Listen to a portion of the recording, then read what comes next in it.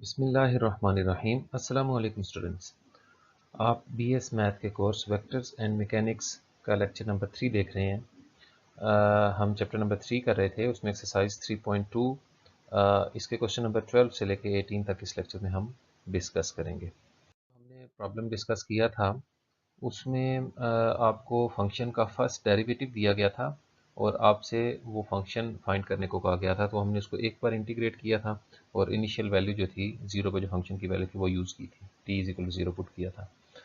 अब देखें, इस क्वेश्चन में हमें दिया गया कि हमें सेकंड डेरिवेटिव दिया गया और फंक्शन के फर्स्ट डेरिवेटिव और फंक्शन की value at t is equal to zero ये दी गई हैं और हमसे कह रहा है कि फंक्शन तक पहुँचे, फंक्शन फाइंड करें। तो फंक्शन का डेरिवेटिव दिया गया और हमने फंक्शन तक पहुंचा, इसका मतलब है डेरिवेटिव जो डिफरेंशिएशन है उसका रिवर्स प्रोसेस करना है, हमने इंटीग्रेट करके वहां तक पहुंचना है। तो सेकंड डेरिवेटिव को देखें, कंसीडर किया ये दिया गया था हमें सेकंड डेरिवेटिव ये क्वेश्चन में। तो इसको इंटीग्रेट कर देते हैं, दोनों साइड्स को इंटीग्रेट कर दिया। तो लेफ्ट हैंड साइड पे जो सेकंड डेरिवेटिव है, एक बार इंटीग्रेट करने से एक डेरिवेटिव कम हो जाएगा और इसका एक डेरिवेटिव रह जाएगा। राइट हैंड साइड पे ये तीन टर्म्स हैं, इन तीनों पे अलग अलग इंटीग्रल अप्लाई हो जाएगा। फर्स्ट वाला देखें, 4 कांस्टेंट है, बाहर आ गया, e पावर 2t का इंटीग्रल होगा e पावर 2t और पावर का जो कांस्टेंट डेरिवेटिव है उसे डिवाइड कर देते हैं साथ। जैसे डेरिवेटिव में मल्टीप्लाई करते थे डेरिवेटिव से, यहाँ पे डिवाइड करेंगे, लेकिन अगर कांस्टेंट हो तब। वेरिएबल आ रहा हो, फॉर एग्जांपल 2t स्क्वायर होता, फिर हम यूँ नहीं कर सकते, वो मुश्किल चीज़ है। +6 को बाहर निकाला और t का इंटीग्रल ले लें, इस पर पावर रूल लग जाएगा, t की पावर में एक ऐड किया और उसी पावर से डिवाइड भी कर दिया। माइनस साइन t का इंटीग्रल होता है माइनस कॉस t, इस वजह से ये साइन चेंज हो गया, प्लस कांस्टेंट ऑफ इंटीग्रेशन। तो इनको कैंसिल करने के बाद हमारे पास क्या चीज़ बच रही है, देखें 2 से 4 कैंसिल हो रहा है, यहाँ 2 बच जाएगा और यहाँ 2 से 6 भी कैंसिल हो रहा है, यहाँ 3 बच जाएगा। तो कैंसिल करने के बाद जो चीज़ें बच गई हैं वो यहाँ लिख दी गई हैं और ये कांस्टेंट ऑफ इंटीग्रेशन है, ये कांस्टेंट वेक्टर है। इसी की वैल्यू फाइंड करने के लिए आपको एफ प्राइम की वैल्यू 0 पे दी गई थी, लास्ट क्वेश्चन में भी हमने देखा था, लास्ट लेक्चर में। तो हम क्या करते हैं, ये जो रिलेशन हमारे पास आ गया, इसमें कांस्टेंट वेक्टर ए की वैल्यू फाइंड करने के लिए इसमें t is equal to 0 put करते हैं पूरे रिलेशन में। तो F prime of 0 is equal to 2 e power 0, ये देखें हर जगह t की जगह 0 पुट कर दिया। तो हमारे पास बचेगा e पावर 0, तो 1 होता है, 2 1 2 और 3 इंटू 0 ये खत्म हो जाएगा, cos 0 पे 1 होता है, k बच जाएगा, j वाला खत्म हो जाएगा, प्लस a। और लेफ्ट हैंड साइड पे देखें f प्राइम ऑफ 0, इसकी वैल्यू जो क्वेश्चन में दी गई थी ये 3 माइनस 2 प्लस 5, 3 माइनस 2 प्लस 5 ये यूज़ कर ली। और इनको इसका मकसद क्या था, T is equal to 0 put करने का, कि हमें ये इस कांस्टेंट वेक्टर ए की वैल्यू मिल जाए। तो यहाँ से कांस्टेंट की वैल्यू निकालते हैं, ये 2 आई वहाँ जाके माइनस हो जाएगा, तो 1 आई रह जाएगा और माइनस 2 जे उसी तरह से लिखा रहेगा क्योंकि राइट पे जे नहीं था, और राइट पे जो के है ये लेफ्ट पे जाकर सब्ट्रैक्ट होगा 5k में से, तो ये 4k रह जाएगा। तो ये हमारे पास वेक्टर ए की वैल्यू आ गई, इसको इक्वेशन 1 में पुट करते हैं। तो एफ प्राइम ऑफ टी देखें, ये हमने ए की वैल्यू पुट कर दी, बाकी उसी तरह से लिखा था, ए की जगह उसकी ये वैल्यू यूज़ कर ली। अब इसको फिर कंपोनेंट फॉर्म में ऐड कर लेते हैं। देखें ये 2 ई पावर 2t था, ये आई कंपोनेंट के साथ, और ये आई कंपोनेंट यहाँ पे 1 है, तो ये देखें ये दोनों ऐड हो गए, जे में -2 ऐड हो जाएगा और के कंपोनेंट में 4 ऐड हो जाएगा ये। तो ये हमारा एफ प्राइम ऑफ टी आ गया। अब हमने तो f तक पहुंचना था, एक डेरिवेटिव अभी भी आ रहा है, तो हम इसको दोबारा इंटीग्रेट कर देते हैं, integrate again with respect to t। तो t के लिहाज से इसको फिर इंटीग्रेट कर दिया लेफ्ट हैंड साइड पे भी, और राइट हैंड साइड पे देखें सब कंपोनेंट्स का अलग अलग इंटीग्रल हो गया इस तरह से। और लेफ्ट हैंड साइड पे जो f प्राइम था उसका इंटीग्रल लेंगे तो वो f रह जाएगा, डेरिवेटिव खत्म हो जाएगा। राइट पे देखें e पावर 2t है ना, जैसे अभी ऊपर अप्लाई किया, e 2 कांस्टेंट है, बाहर आएगा, e पावर 2t का इंटीग्रल बनेगा e power 2t divided by 2, तो वो 2 इस 2 से कैंसिल हो जाएगा, प्लस 1 का इंटीग्रल t के लिहाज से t आ जाएगा, ये आई कंपोनेंट आ गया प्लस। अब देखें 3 कांस्टेंट उसी तरह से रहेगा, टी स्क्वायर पे जब हम पावर रूल लगाएंगे तो पावर में कैद होगा टी क्यूब और उसी से डिवाइड करेंगे 3 से, तो टी क्यूब बाई 3, वो 3 इस 3 से कैंसिल होकर टी क्यूब रह जाएगा, -2 और कांस्टेंट यानी 1 का इंटीग्रल t ऐसे आ गया, प्लस cos t का इंटीग्रल होता है sin t और ये फिर 4 का इंटीग्रल 4t प्लस ये एक नया कांस्टेंट ऑफ इंटीग्रेशन आ गया क्योंकि हमने दोबारा से इंटीग्रेट किया, इसलिए एक और कांस्टेंट आ जाएगा। और इस नए कांस्टेंट वेक्टर की वजह से ही आपको ये सेकंड कंडीशन दी गई थी। तो नेक्स्ट देखते हैं, इसको भी हम सॉल्व करते हैं, बी की वैल्यू फाइंड करने की कोशिश करते हैं। तो ये वो वेक्टर था जो भी हम जिसकी बात कर रहे थे, यहाँ पे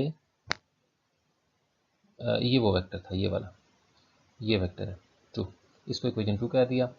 अब करेंगे क्या कि यहाँ पे ये जो है ना t is equal to 0 put करते हैं इस b की वैल्यू फाइंड करने के लिए।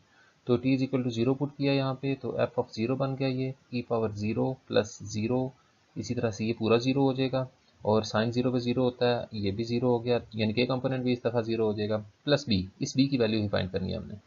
तो लेफ्ट हैंड साइड पे f ऑफ 0 की वैल्यू देखें, हमें क्वेश्चन में दी गई थी i प्लस जे माइनस के, वो लिख दी। और राइट हैंड साइड पे देखें i प्लस b बचा था क्योंकि j कंपोनेंट और k कंपोनेंट 0 हो रहे थे। तो ये i लेफ्ट पे जाके माइनस हो जाएगा, i से i कैंसिल हो गया, j माइनस के बच गई b की वैल्यू, उसको इक्वेशन नंबर 2 में पुट कर देंगे। यहाँ पे इक्वेशन नंबर 2 में पुट कर दिया इसको, तो हमारे पास क्या बन गया, ये जो फंक्शन था उस तरह से लिखा हुआ है, और ये वेक्टर b की वैल्यू देखें j माइनस के पुट कर दी। अब बस इनको कंपोनेंट वाइज ऐड कर देना है, i के साथ तो कोई नई चीज़ ऐड करने वाली नहीं है, j के साथ देखें ये यहाँ पे ऐड हो जाएगा, +1 आ जाएगा साथ, ये इस तरह से, और k के साथ -1 ऐड हो रहा है, ये इनको मिला के लिख दिया। तो ये देखें आखिरकार हमने फंक्शन f फाइंड कर लिया जिसका ये सेकंड डेरिवेटिव था इन इनिशियल कंडीशंस के साथ। तो अब देखें होमवर्क, इसको देख के आपने क्वेश्चन करने हैं, यानी जिसमें आपको ये किस तरह के क्वेश्चन होंगे जिसमें सेकंड डेरिवेटिव दिया गया होगा और आपने ओरिजिनल फंक्शन फाइंड करना होगा। तो इसको देख के आपने क्वेश्चन नंबर 12 और 17 करने हैं। क्वेश्चन नंबर 12 में एक्चुअली इस तरह से नहीं दिया होगा कि सेकंड डेरिवेटिव, आपको कहा गया कि एक्सेलरेशन दी गई है। तो एक्सेलरेशन आपको पता है पोजीशन वेक्टर का सेकंड डेरिवेटिव होता है। तो हमें जहाँ जहाँ पे इस क्वेश्चन में F double prime of T लिखा था, तो आपकी प्रॉब्लम में R double prime of T होगा, उसका एक डेरिवेटिव लेंगे तो आर प्राइम ऑफ टी, जिसको वी कहते हैं, उसमें 0 पुट करेंगे और फिर इंटीग्रेट करेंगे तो आर ऑफ टी आपका निकल आएगा, उसमें कॉन्स्टेंट को निकालने के लिए आप 0 पुट कर देंगे। तो इस तरह से ये प्रॉब्लम्स कर लेने आपने। तो नेक्स्ट देखें, ये क्वेश्चन नंबर 16 है। ये बहुत ख़ास क्वेश्चन है, ये रूटीन से हट के है और इसको ख़ास तवज्जो से देख लें, और इससे रिलेटेड एक एग्जांपल है वो भी आपने कर लेनी है। तो देखें एक्सरसाइज 3.2 क्वेश्चन नंबर 16 कह रहा है evaluate integral of r dot D R by D T from 1 to 7। अब r ऑफ 1 की वैल्यू दी गई है और r ऑफ 7 की वैल्यू दी गई है।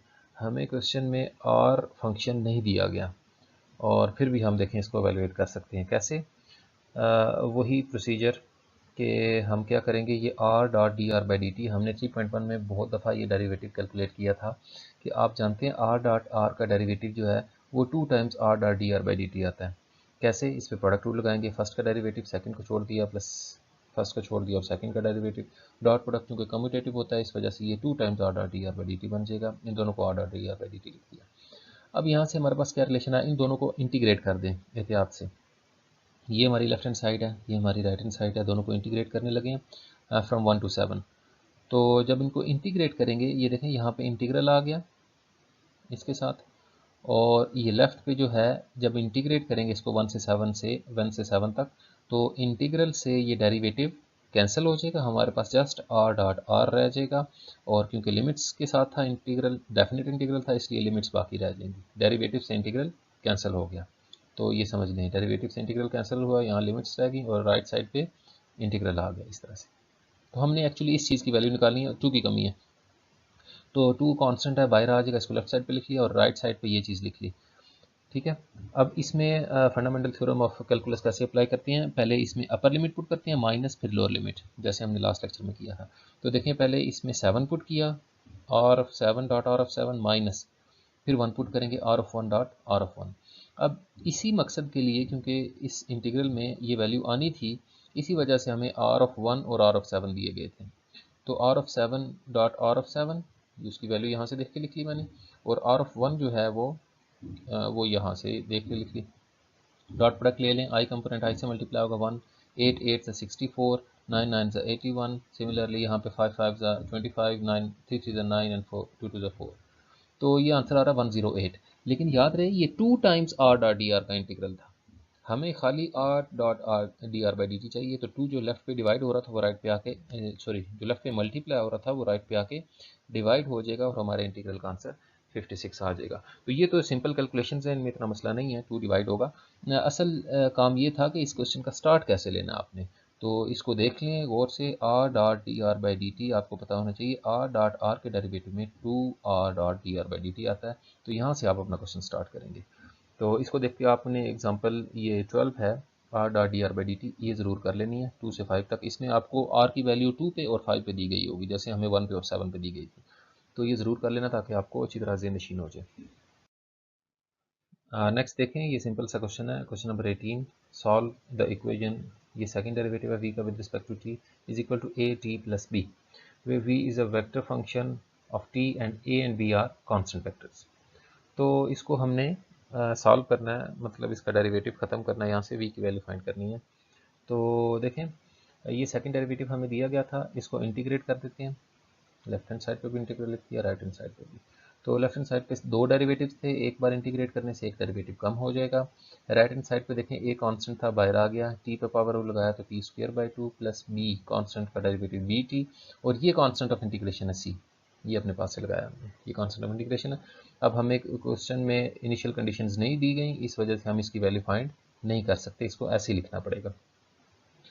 इसकी वैल्यू फाइंड करने के लिए हमें t की मखसूस वैल्यू के लिए v और उसके डेरिवेटिव की वैल्यू दी गई होनी चाहिए। तो ये देखें, ये जो फर्स्ट डेरिवेटिव आ गया था, अब इसको दोबारा इंटीग्रेट करते हैं, इंटीग्रेट यहाँ लिखते हैं, integrate again with respect to t।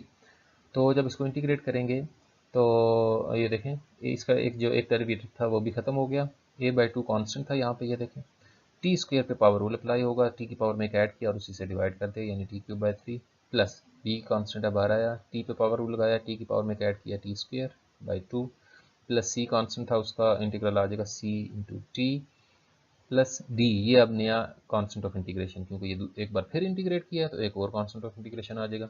तो हमारा आंसर क्या आया, a 2 3 6, a by 6 t cube plus b by 2 t square plus c t plus D, ये हमारा रिक्वायर्ड आंसर है, where c and d are constants of integration. तो यूँ थी आपकी एक्सरसाइज 3.2। तो यहाँ आपका चैप्टर 3 ख़त्म हो गया।